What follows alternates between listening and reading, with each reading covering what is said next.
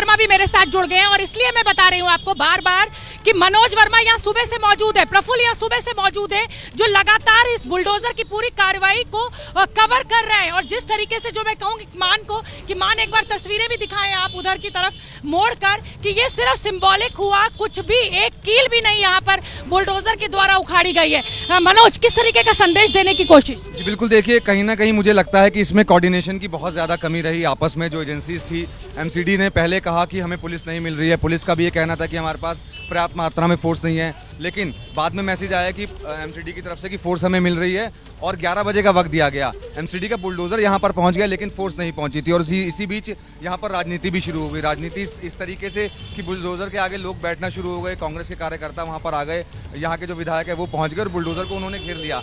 उसके बाद फोर्स यहाँ पर पहुँची, पैरामिलिट्री फोर्स यहाँ पर पहुँची और एक बड़ा हंगामा हुआ। आगे की तस्वीरें आपको कैमरामैन मान दिखाएंगे कि आगे एक कंस्ट्रक्शन चल रही थी, वो भी कंस्ट्रक्शन नहीं थी, एक टेम्परेरी बेसिस पे एक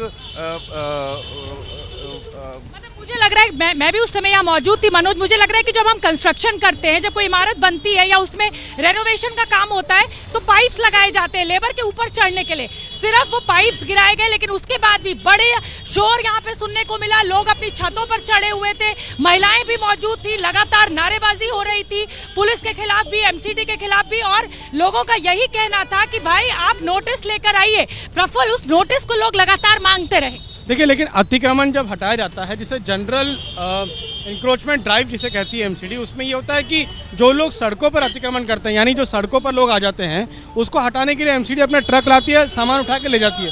कोई नोटिस इसमें नहीं होता। आमतौर पे बीजेपी एमसीडी जो है वो इस तरह की कार्रवाई करती रहती है और ये लगातार चलती रहती है और हाईकोर्ट के हिसाब से होता रहता है। तो यहाँ पर जो हो रहा था वो जनरल इंक्रोचमेंट ड्राइव थी, यानी सड़कों पे जो लोग आ गए हैं अपना सामान लेकर, उनको हटाना था। उसके लिए वहाँ पर ट्रकों का अरेंजमेंट किया गया था कि वो उठा के ले जाएंगे। लेकिन जिस तरह से जो बुलडोज़र लाया गया और ये सब जो तामझाम लेकर आई थी एमसीडी, उस तरह का तो यहाँ कोई कार्रवाई। और मैं ये भी बताना चाहती हूँ मातृभूमि में आज अपने दर्शकों को कि सीपीएम सुप्रीम कोर्ट पहुंची तो सुप्रीम कोर्ट ने यही कहा सीपीएम से कि भाई राजनीतिक दलों के क्या मौलिक अधिकारों का हनन हो रहा है, आप क्यों आए हैं यहाँ पर। और पूरा मामला वहां पर कुछ भी नहीं हुआ क्योंकि सीपीएम, आपको याद होगा, वृंदा कारत जहांगीरपुरी के बाद पहुंच गई थी कोर्ट और उस कार्रवाई को रोक दिया गया था। तो आज भी इसी उम्मीद में पहुंचे, लेकिन कोर्ट ने कह दिया कि क्या आपके मौलिक अधिकारों का हनन हो रहा है, राजनीतिक दल क्यों आ रहे हैं। लेकिन यहाँ पर जो लोग हैं उनका आरोप कुछ और है। उनका आरोप ये है, वो सीधे सीधे कह रहे हैं कि भाई यहाँ पर राजनीति हो रही है, हमें यहाँ कोई दिक्कत नहीं है, जो अतिक्रमण था वो तो हमने खुद ही हटा लिया। ये सिर्फ इस इलाके को बदनाम करने की कोशिश।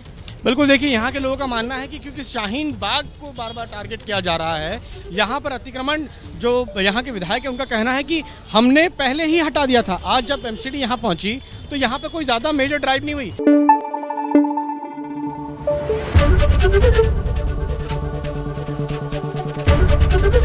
एबीपी न्यूज़ आपको रखे आगे।